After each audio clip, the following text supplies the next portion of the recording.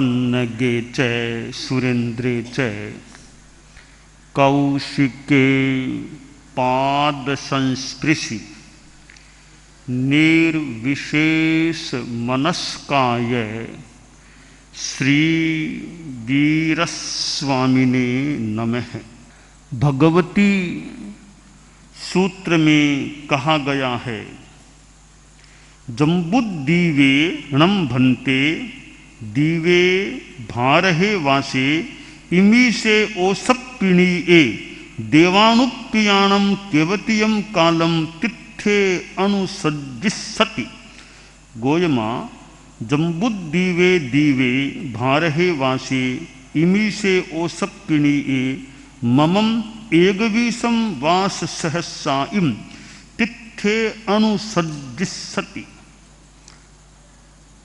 प्रश्न किया गया भगवान महावीर से, यानी जो अगम्य है, इस जम्बूद्वीप का यह भारतवर्ष है, इस अवसर्पिणी काल में देवानुप्रियाणाम संस्कृत में और देवानुप्रियाणम मूल आगम की भाषा कि देवानुप्रिय यानी आप भगवान महावीर का तीर्थ कितने समय तक चलेगा, आपका शासन या तीर्थ कब तक चलेगा। उत्तर दिया गया गौतम के नाम कि इस जम्बूद्वीप के इस भारतवर्ष में मेरा यह तीर्थ 21,000 वर्ष तक रहेगा। एक भविष्यवाणी की सी यह बात है कि भगवान महावीर कहते हैं मेरा तीर्थ 21,000 वर्ष तक रहेगा, यानी लगभग मान लो पंचम अर की संपन्नता तक रहेगा। आगम की वाणी है और भगवती आगम की वाणी है। 21,000 वर्ष तक भगवान महावीर का तीर्थ रहेगा। इस तीर्थ रहने के संदर्भ में प्रश्न उठता है कि तीर्थ क्या साधु साध्वी श्रावक श्राविकाएं चारों लगातार 21,000 वर्षों तक रहेंगे? शुद्ध साधु परंपरा लगातार 21,000 वर्ष तक रहेगी। और इस सीधा अर्थ कोई करे तो भी एक तीर्थ रहेगा कि भगवान महावीर का तीर्थ रहेगा। आगम की बातों पर अर्थ करते समय बहुत महत्वपूर्ण बात है, निष्पक्ष भाव होना चाहिए। न केवल आगम, किसी भी ग्रंथ का अर्थ करना है, किसी आदमी की कही गई बात का अर्थ करना है, तो निष्पक्षता का भाव बहुत महत्वपूर्ण होता है। जहां पक्षपात हो गया कि इस तरह बात को जैसे तैसे सिद्ध करने का प्रयास करूं, वह मेरी दृष्टि में बढ़िया बात नहीं होती है। संस्कृत का एक सुंदर श्लोक है, यत्किंचित अंतर भी हो तो हो सकता है। आग्रही बत निनीसति युक्तिम तत्र यत्र मतिरस्य निविष्टा। आग्रहेण या पक्षपात रहितस्य तु युक्तिर यत्र तत्र मतिरेति निवेशम। बड़ा सुंदर श्लोक है निष्पक्षता के संदर्भ में कि जो आग्रही आदमी है, पूर्वाग्रही है, जो पहले से बंधा हुआ है, वो युक्ति को भी जैसे तैसे अपनी जो मति है वहां ले जाने का प्रयास करता है। और जो आदमी आग्रहेण रहितस्य या पक्षपात रहितस्य, आग्रह से रहित है अथवा पक्षपात से रहित है, उसकी जो युक्ति है, उसकी मति वहां जाती है जहां युक्ति से संगतता होती है। एक तो युक्ति को अपनी मान्यता की ओर खींचना, एक अपनी मति को युक्ति की तरफ ले जाना, इसमें बड़ा वैपरीत्य है, अंतर है।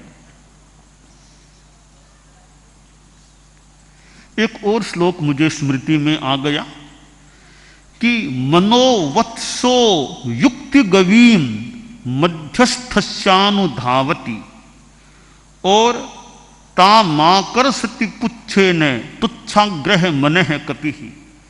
इसमें भी यही बात है, दोनों श्लोकों में वैसे मोटा मोटी एक ही बात प्रतीत हो रही है। मनोवत्सो युक्ति गवीम, एक गाय है एक बछड़ा है, तो मन रूपी बछड़ा, युक्ति रूपी गाय, तो बछड़ा गाय के पीछे पीछे चलता है। जो मध्यस्थ आदमी है, तटस्थ आदमी है, पक्षपात रहित अध्ययन समीक्षण करने वाला है, वो मन, उस मध्यस्थ आदमी का मन रूपी बछड़ा है, वो युक्ति रूपी गाय के पीछे पीछे पीछे पीछे चलता है। बहुत अच्छी बात है। युक्ति रूपी गाय अपनी मां के पीछे पीछे मन रूपी बछड़ा किसका? मध्यस्थ आदमी का चलता है। अब जो दुराग्रही है, तुच्छाग्रही है, वो क्या करेगा? युक्ति रूपी गाय की पूंछ को पकड़ के इधर खींचेगा। किधर खींचेगा? जिधर उसकी मान्यता, जिधर उसका आग्रह, उसकी ओर युक्ति को ले जाने का, गाय की पूंछ पकड़कर उसको खींचने का। कपिः तुच्छाग्रह मनः कपिः, तुच्छ आग्रह, दुराग्रह रूपी मन वाला बंदर है। बंदर गाय की पूंछ पकड़ के गाय को इधर खींचने का प्रयास करता है।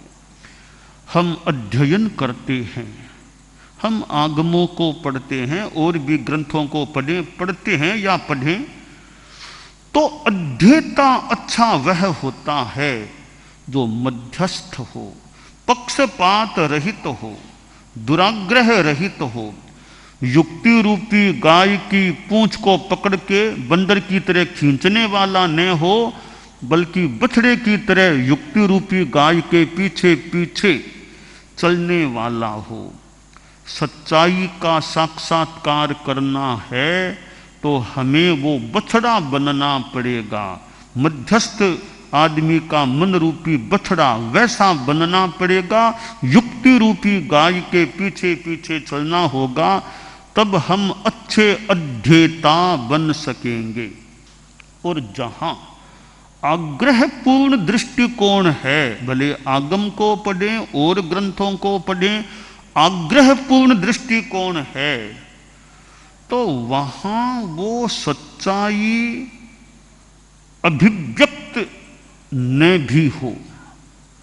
इसलिए अच्छा अध्येता वह है जो निष्पक्ष भाव से अध्ययन करे, निष्पक्ष भाव से समीक्षा करे। अच्छा न्यायाधीश कौन होता है? न्यायमूर्ति आए थे अभी कुछ दिनों पहले। अच्छा न्यायाधीश कौन है?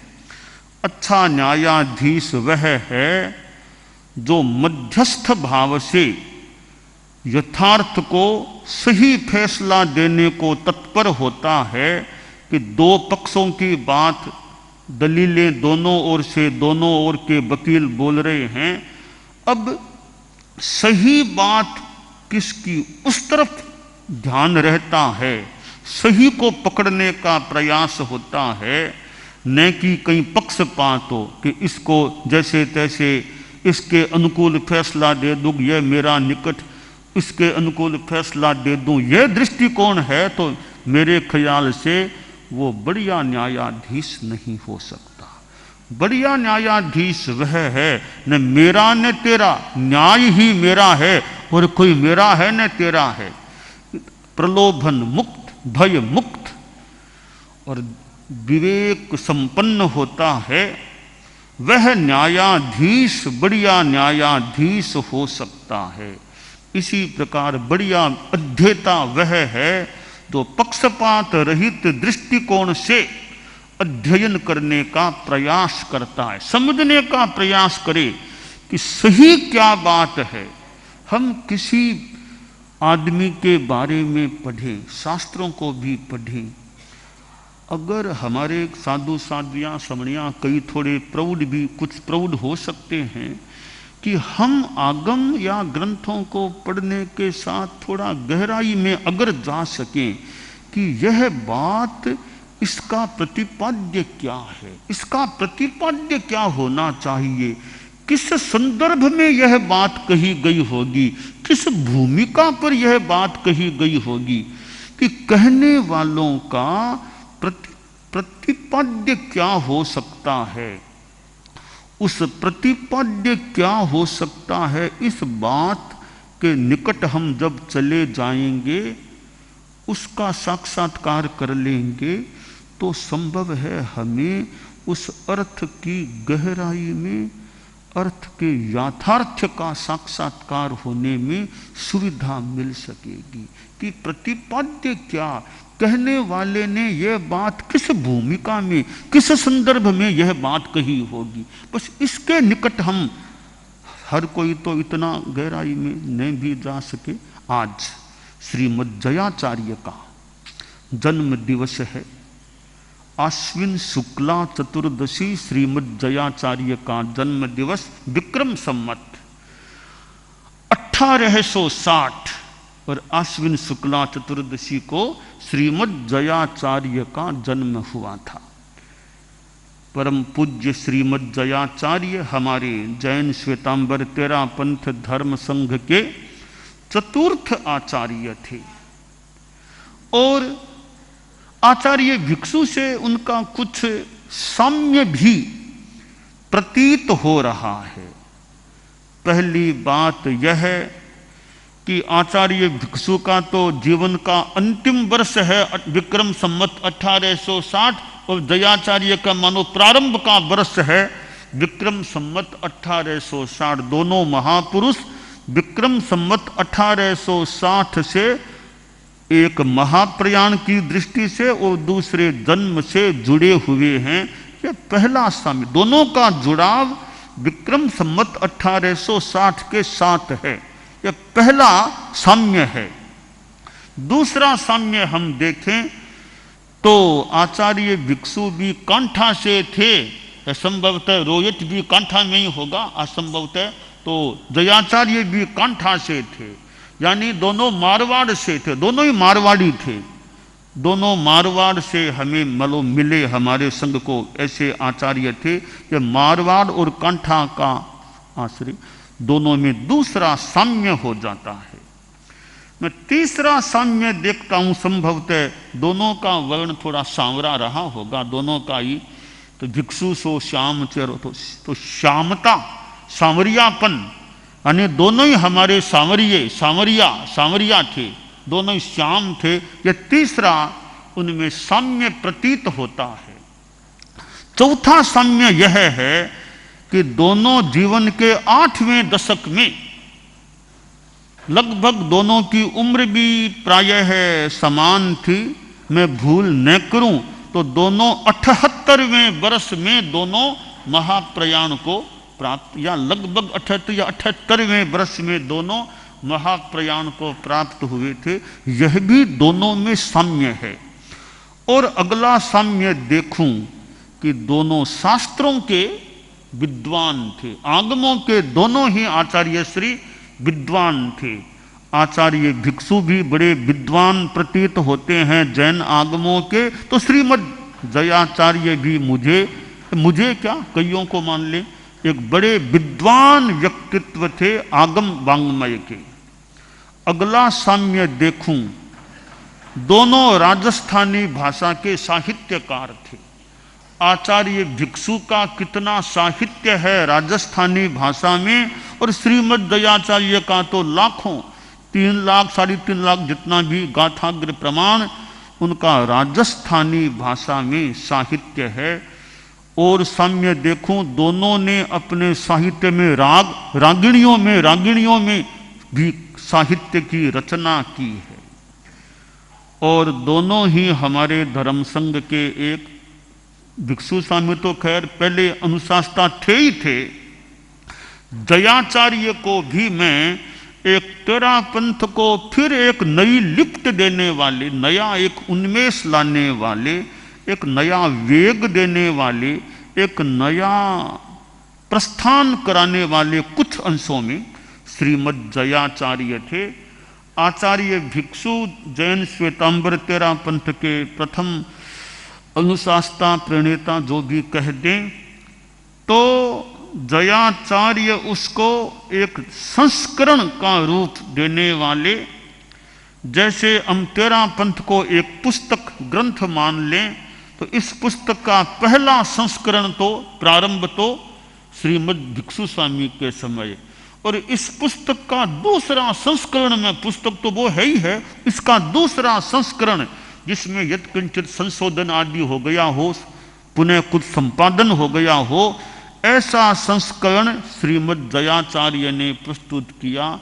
तो तेरा पंथ महाग्रंथ का दूसरा संस्करण निकालने वाले मानो कि श्रीमद् जयाचार्य थे। कैसे उन्होंने संघ में एक नवीनता व्यवस्था को एक अंजाम दिया, रूप दिया। तो आज श्रीमद् जयाचार्य का यह जन्म दिवस है, यानी यूँ मान लें संभवतः 211वां तो नहीं, 221वां, 60 और 80 221वां संभवतः यह आज श्रीमद् जयाचार्य का जन्म दिवस है।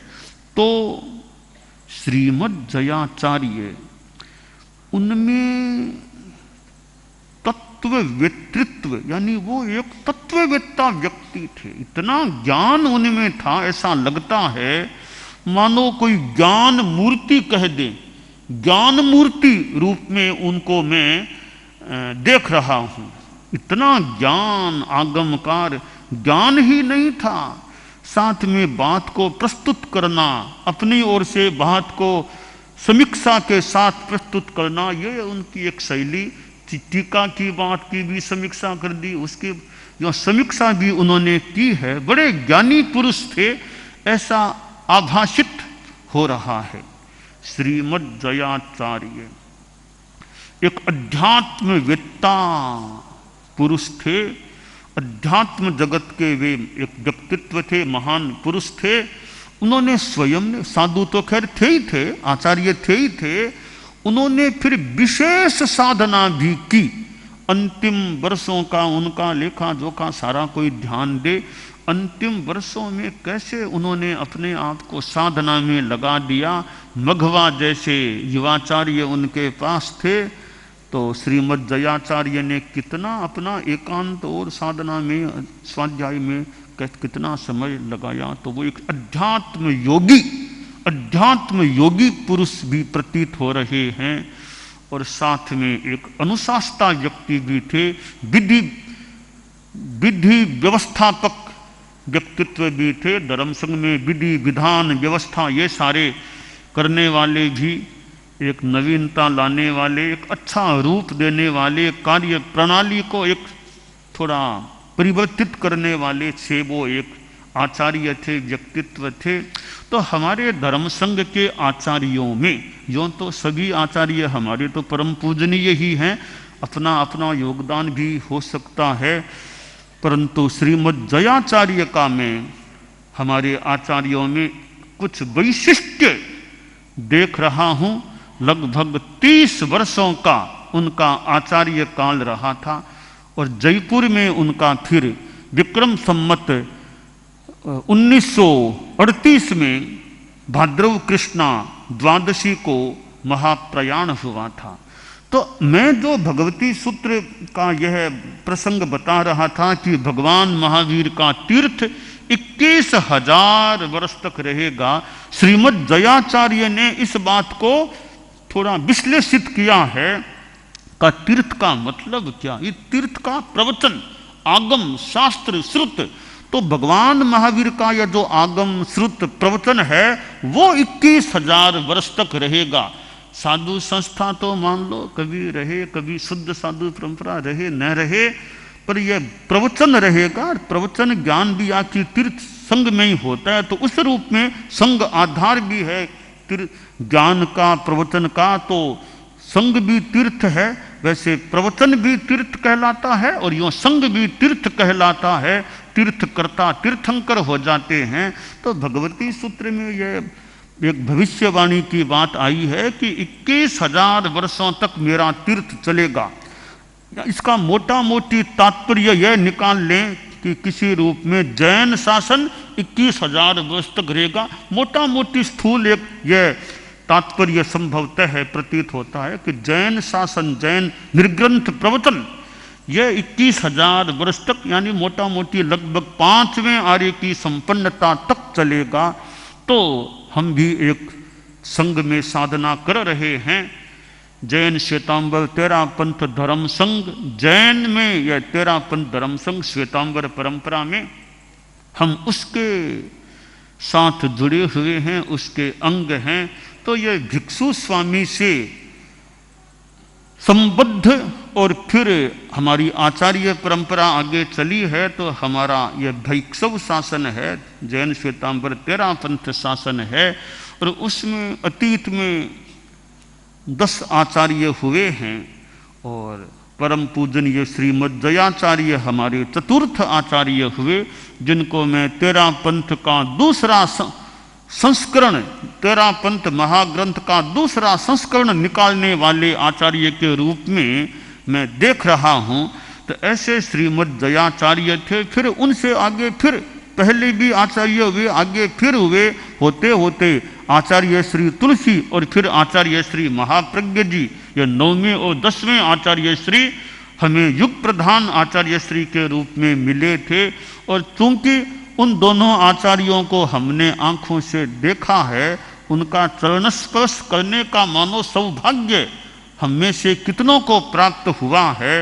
और ऐसे आचार्य श्री द्वय गुरुदेव तुलसी और आचार्य श्री महाप्रज्ञ जी, तो ये जो आगम श्रीमद जयाचार्य जैसे मानो आगम पुरुष कह दें, प्रज्ञा पुरुष कह दें, इन आगमों को इस रूप में ये हिंदी में अनुवाद टिप्पण आदि के रूप में प्रस्तुत करने वाले आचार्य तुलसी, आचार्य महाप्रज्ञ जी और मुख्य भैया हम उनके शिष्य आदि साथ मान लें, मूल आचार्य श्री तुलसी के वासना प्रमुखत्व में कार्य शुरू हुआ और आचार्य श्री महाप्रज्ञ जी उसके प्रधान कार्यकर्ता, प्रधान व्यक्तित्व थे, धुरंधर थे आगम कार्य के। ऐसे गुरुद्वय को हमने प्राप्त किया। तो श्रीमद जया तो यह आगम संबंधी कार्य है। मुझे तो यूं लगता है आगम कार्य तो श्रीमद जयाचार्य ने शुरू कर दिया था। यह जोड़ लिखना और क्या, आगम का कार्य ही है जोड़ लिखना। भगवती जैसे आगम पर और भी अनेक आगमों पर भले अपूर्ण हो, कई आगम उनकी जोड़ रचना से जुड़े हैं। तो आगम कार्य का उस रूप में प्रारंभ करने वाले संभवतः मैं भूल न करूं तो श्रीमद जयाचार्य थे। जो भिक्षु स्वामी भी कितने आगमों के आधार से वे कितने उन्होंने ग्रंथों का संरचन किया है, आगमों के आधार पर उन्होंने कितनी बातें लिखी है। और यूं जोड़ रचना के संदर्भ में श्रीमद जयाचार्य पहले आगम कार्य शुरू करने वाले थे। मानो उनकी परंपरा को आगे बढ़ाने में आचार्य तुलसी, जो फिर हिंदी भाषा आदि रूप में टिप्पणी व्याख्या संस्कृत है आदि रूपों में काम बढ़ाने वाले हम आचार्य श्री तुलसी और उन्हीं के उस कार्य के प्रधान कार्यकर्ता, कार्य करने वाले, अनुवाद आदि जो भी कार्य, संपादन, अनुवाद, संशोधन, तो वे कार्य करने वाले मुख्य व्यक्तित्व आचार्य श्री महाप्रज्ञ जी हुए। और उनके बाद भी आज भी आगम कार्य चल रहा है और वर्तमान में भी हमारे आगमों का ये अनुवाद आदि का कार्य अभी भी चालू है।